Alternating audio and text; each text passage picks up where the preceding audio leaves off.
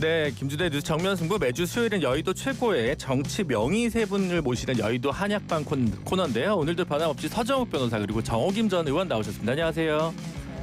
안녕하세요. 네, 그리고 오늘 새로운 패널로 김남국 더불어민주당 대변인 나오셨습니다. 반갑습니다. 네, 안녕하세요. 김남국입니다. 네, 이제 새로운 출발로 함께해 주셔서 감사드린다는 말씀을 드리고 바로 여야 현안으로 좀 넘어가 보도록 하겠습니다. 지금 평행선을 여야가 달리고 있는 게 뭐 워낙 많습니다. 뭐 사법개혁 3법도 있고 뭐 여러 개 있지만 어쨌든 국회에서 진짜 의결을 눈앞에 두고 있는 것은 행정통합입니다. 지금 계속해서 양당 원내 지도부가 회담은 하고 있는데 대미투자 특별법도 처리를 위한 합의를 했지만 TK 행정통합 여전히 줄달리기를 계속하고 있는데요. 이 사태 어떻게 보시는지 먼저 서정욱 변호사님.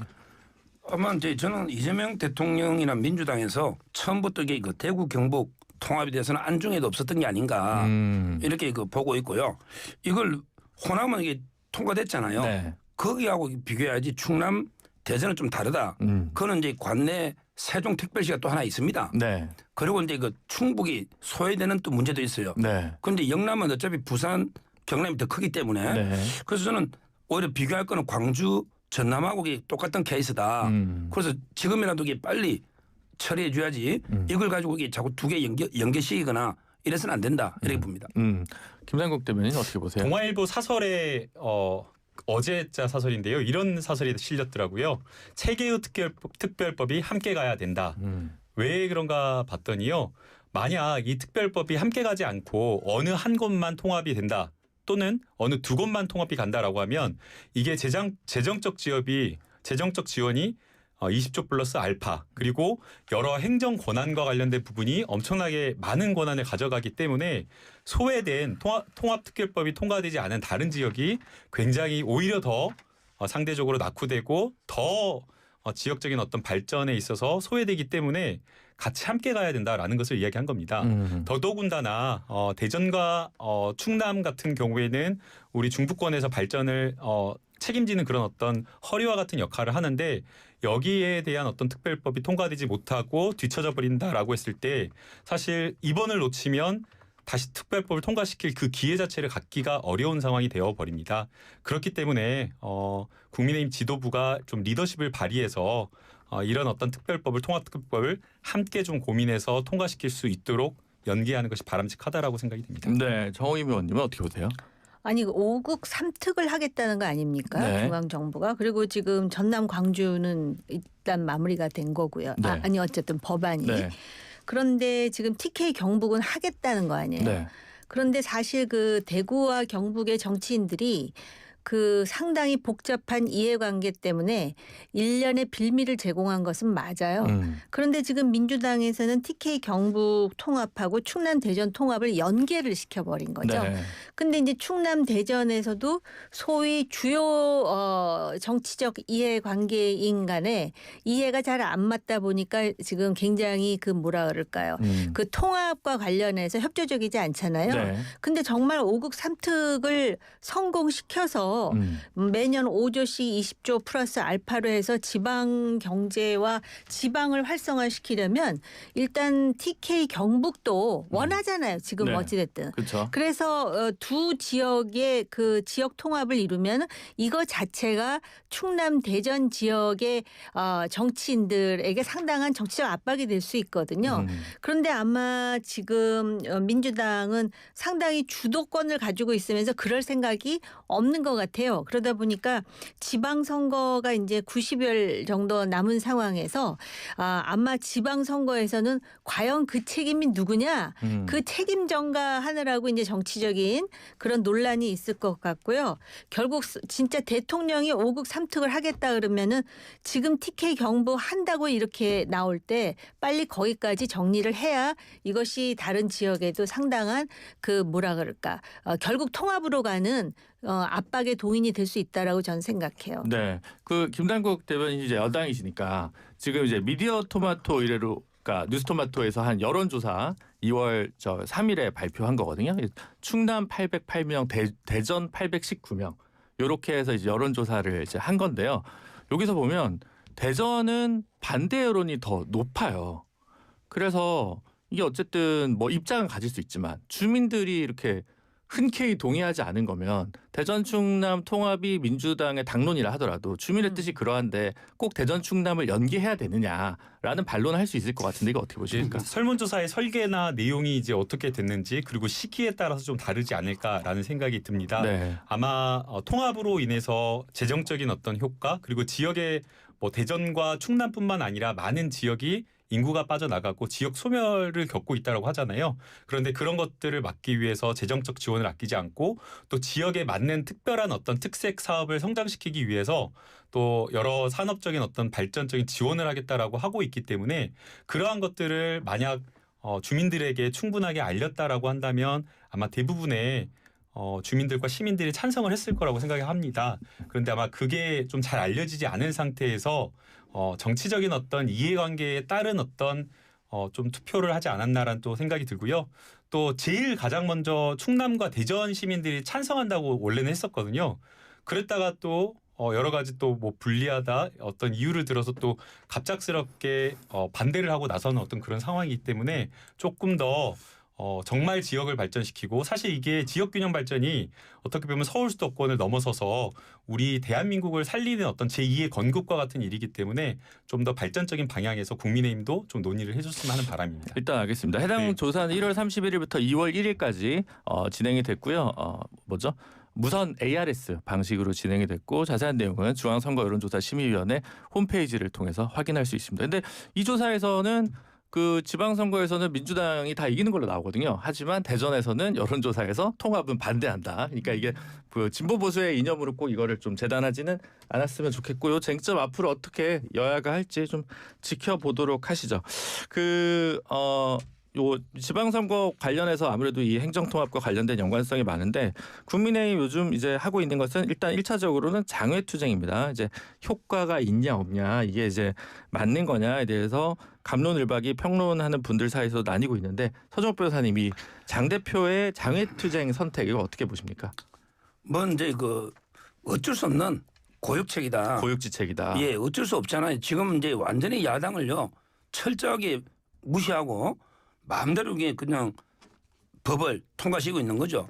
특히 사법 3법은요. 네. 이거야 80년대 우리 사법 체계를 근본적으로 뜯어 고치는 거예요.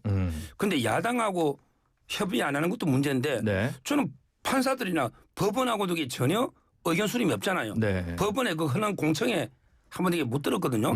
이런 식으로 마음대로 80년 사법 체계를 일방적으로 뜯어고치는. 근데 문제는 이게 바로 이재명에 의한 이재명을 위한 이런 얘기에서는 사법 파괴다 이렇게 봐요. 그러면 이게 국민의힘이 할 수 있는 거는 장외투쟁 말고는 이게 대안이 없죠.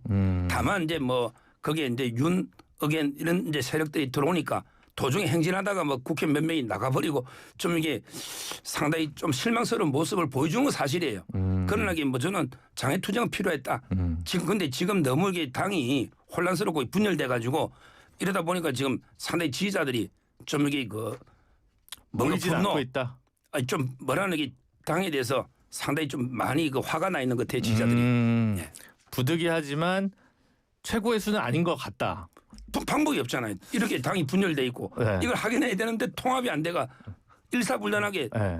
장애투쟁 해야 되는데 자꾸 쪼개지고 분열하고 싸우고 하니까 지금 지지자들이 완전 화가 많이 나 있는 거죠. 네. 근데 그 청와대까지 뭐 대통령도 없는데 청와대까지 행진을 하고 또 막 집회 신고 안 냈다 그러고 좀 너무 준비되지 않은 투쟁이다라는 평가들이 좀 있는데 그거는 좀 어떻게 보세요? 그건 뭐 대통령을 보라고 하는 건 아니니까 어차피 쭉 국회로 가까이 아마 가면서 국민들한테 호소하는 것도 있고요.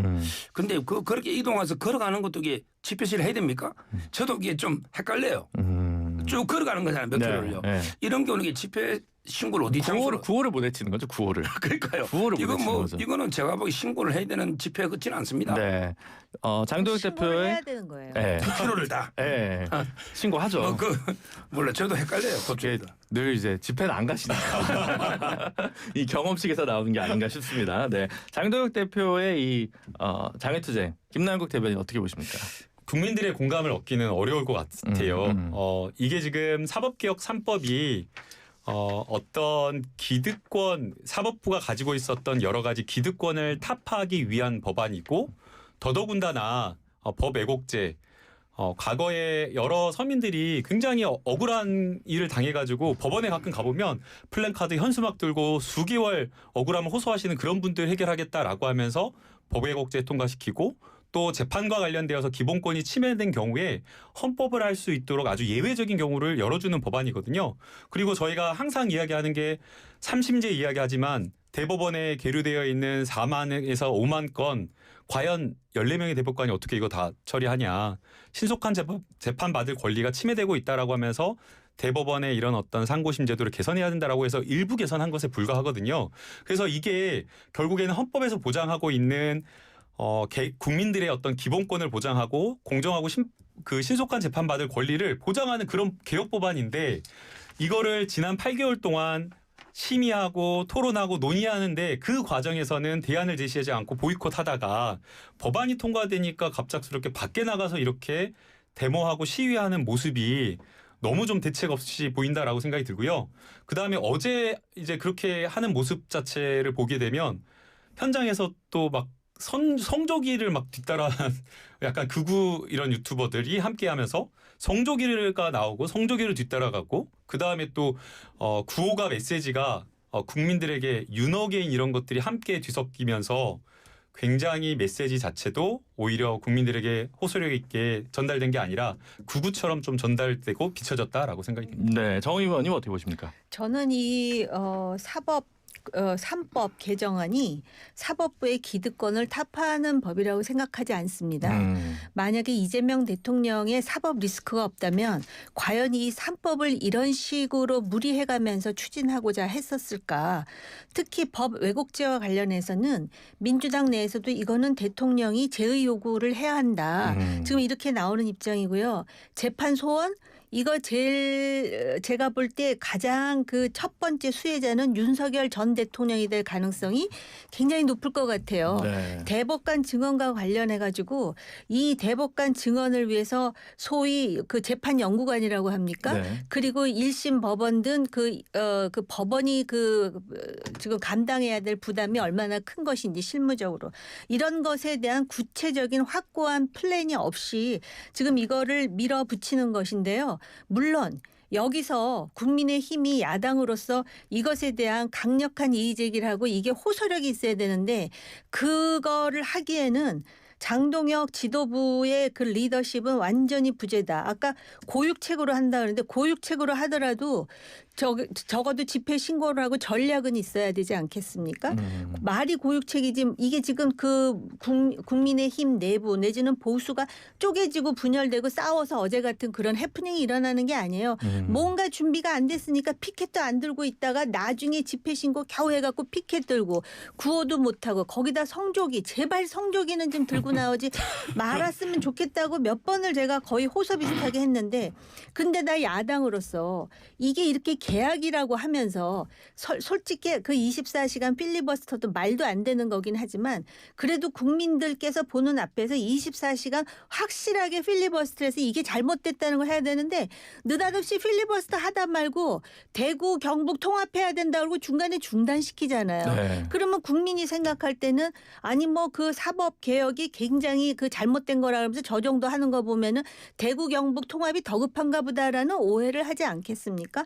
그런 차원에서 정말 심각한 일이고 이거는 민주당이 지금 입법하고 행정을 장악하고 사법권을 이런 식으로 장악해서 나중에라도 이거는 비난받지 않을 수 없는 그런 역사를 만드는 상황임에도 불구하고 야당이 이런 거에 대해서 제대로 지금 대응하거나 저항하지 못하고 그리고 이거를 하려면은요 윤어겐과 완전히 선을 긋은 다음에 하지 않으니까 니들은 모자란 게 있다고 아직까지 윤어겐을 외치면서 사법이 잘못됐다고 하는 거야라고 말하는 국민들이 있다라는 거예요. 이 사법 개정이 그렇게 잘못됐음에도 불구하고 왜 충분하게 이유 있는 비판을 할 수 있음에도 불구하고 이게 힘있게 못 가느냐에 대한 분석을 해주셨는데요. 아까 정우김 의원 말씀하셨지만 곽상원 의원 같은 경우는 이제 민주당에서는 유일하게 법 왜곡죄에 대해서 반대 표결을 했습니다. 뭐 개혁신당 천하람 의원, 진보당 손솔 의원도 그 당시에 반대 표결을 했는데요. 지금 거부권 써야 된다고 제2요구권 해야 된다고까지 주장을 하고 있는데 요거는 뭐 우리 김남국 대변인이 얘기를 좀 해주시죠. 우선은 이제 곽상원 의원님이 반대하는 논리를 저희가 살펴볼 필요가 있는데요. 수사기관이 비대화되어 가지고 권력을 남용해서 사법부를 종속화시킬 수 있다라는 그런 취지인 것 같습니다. 네. 그런데 이 논리가 과거에 저희가 공수처를 신설한다고 했을 때 반대했던 논리와 딱 그대로거든요. 네. 그런데 공수처가 신설됐다라고 해서 뭐 청와대의 어떤 고위직이라든가 아니면 판사라든가 검사라든가 남용해서 수사를 하고 있나요? 전혀 그렇지 않잖아요. 절제된 수사를 하고 있고 오히려 뭐 여당에서 지금의 야당인 국민의힘에서 수사를 제대로 못하고 있다라고 하면서 굉장히 질차를 많이 했었잖아요. 그리고 지금 이 법 왜곡죄의 여러 가지 남용과 관련된 부분 또 법 해석과 관련된 부분에 있어서 명확하게 하기 위해서 아주 협소하게 적용될 수 있도록 굉장히 촘촘하게 단어나 문헌이라든가 이런 것들을 굉장히 좁혀놨습니다. 그리고 이것을 해석하고 적용하는 곳이 수사기관입니다. 수사기관이 법 왜곡죄와 관련된 부분을 수사하고 또 수사 기소가 분리가 되었기 때문에 한 번 더 기소 여부를 공소청이 판단하고 또다시 그게 유죄인지 무죄인지 여부를 판단하는 게 법원이기 때문에 남용 가능성 자체가 3단계로 걸러진다라고 볼 수가 있고요. 또 그리고 유럽이나 이런 데서 이미 법 왜곡죄가 실시가 되어서 20년, 30년 이렇게 처벌한 사례를 보게 되면 고소고발은 1년에 한 수백 건 고소고발이 되지만 실제 처벌된 건을 보게 되면 독일 같은 경우는 한 건에서 3건도 안 된다라는 그런 통계가 있습니다. 그렇기 때문에 남용 우려가 적고 오히려 이것이 있기 때문에 수사기관에서 이걸로 실제 처벌까지 이루어지는 경우는 많지 않지만 이 법률 때문에 한 번 더 양심의 목소리에 귀 기울여서 법을 왜곡해서 남용해서 처벌하거나 수사하거나 아니면 재판하거나 이런 것들이 줄어들 거다라고 보고 있습니다. 그런데 그 네. 윤석열 대통령 변호인단 분위기를 보면요. 네. 아마 이게 그 제1호로 이게 윤 대통령이 법 왜곡죄로 판검사 몇 명을 고소할 수 있다. 이런 이야기 나옵니다. 네. 대표적으로 그럴 것 같아요. 네. 서부의 이순영 판사 있잖아요. 네. 이분은 영장을 윤 대통령이 그때 발부할 때 형소법 110조 적용 안 된다. 이렇게 수위로 적었다가 네. 그다음에 그 판사가 신한미 판사인가 그거 뺐거든요. 그럼 이게 영장에다가 임의로 형소법 적용 안 한다. 말도 안 되는 법을 잘못 적용한 거잖아요. 이순영 이런 것도 이게 고소할 수 있고요. 그다음에 지기현 판사도 원래는 공수처에 내란 수사권이 없는 것처럼 의심을 표하면서 구속 취소를 했단 말이에요. 네. 그런데 뭐 권력에 굴복한 건지 여론에 굴복한 건지 지금 이게 공수처에 내란 수사권이 있다는 거예요. 네. 검찰이나. 네. 그런데 대법원에 가서 이게 없다고 나면 이것도 이게 왜곡 아니냐. 고인지 아닌지는 모르지만 이게 권력에 굴복했으니 그쪽도 오동훈 처장이나 네. 또 이게 그 백대현 판사 그다음에 지기현 판사 고소할 수 있는 거예요. 저는 윤 대통령이 제일 먼저 법왜곡죄로 판검사 고소할 가능성도 있다고 봅니다. 네. 이게 법왜곡죄나 재판소원제도 사실 이제 뚜껑을 열었는데 어떻게 진행될지는 사실 전부 다 이제 가상적인 상황이긴 해서 저희가 지금 뭐 더 토론하기는 좀 어려운데 그래도 여당에서 나오셨으니까 저는 김광 대표 하나만 더 여쭤볼게요. 네. 이게 법왜곡죄가 이제 판사, 검사 그리고 수사에 그 수사를 하는 자잖아요. 예. 근데 이제 민주당 주장대로 이제 검사는 거의 수사권이 없어질 거 아닙니까? 그러면 이제 경찰이 가장 큰 수규 대상이 될 것 같더라고요. 법왜곡죄에서 판사가 아니라. 근데 이 수사는 또 경찰이 하잖아요. 그럼 경찰이 경찰 수사를 제대로 할까? 라고 하는 의구심이 생기는데 여기에 대해서는 정확하게 뭔가 꼼꼼하게 설계됐다는 느낌을 저는 변호사를 못 받았거든요. 그게 이제 근거나 어떤 구체적인 데이터라든가 객관적인 어떤 자료에 근거한 것이 아니라 네. 막연한 불신에 근거한 판단이라고 생각을 하거든요. 네. 경찰은 수사를 잘 못할 것이다.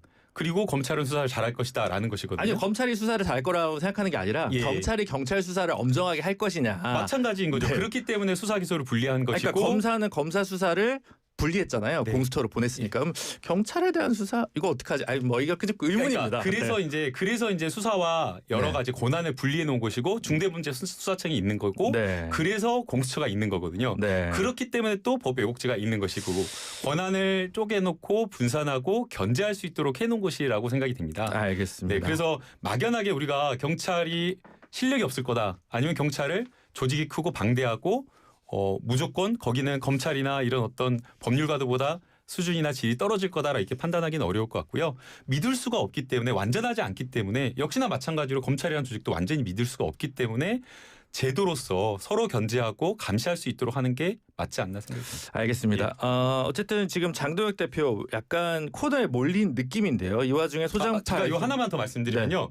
아까 이제 그 서정욱 변호사께서 말씀하신 뭐 여러 가지 법 적용, 법 해석을 잘못했다 뭐 이런 것들을 고발하는 거 아니냐고 하는데 네. 고발은 할 수 있지만 네. 그런 것들이 실제 처벌되지 않도록 이번에 요건을 엄격히 했다라는 것, 네. 네, 그거 말씀드립니다. 네. 아니 뭐 많이 얘기하시는 건 이제 그냥 안 될 건데 남소해서 수사 자원이 낭비되는 거 아니냐라는 우려를 좀 많이 하시는 것 같아요. 그러니까 무조건 그냥 고소고발장 쓰고 보면 경찰 다 바쁜데 이제 괜히 법 만들어서 이렇게 낭비하는 거 아니야라고 우려하시는 분들도 계신 것 같습니다. 우리나라 국민의 수준이 윤석열보다 훨씬 높습니다.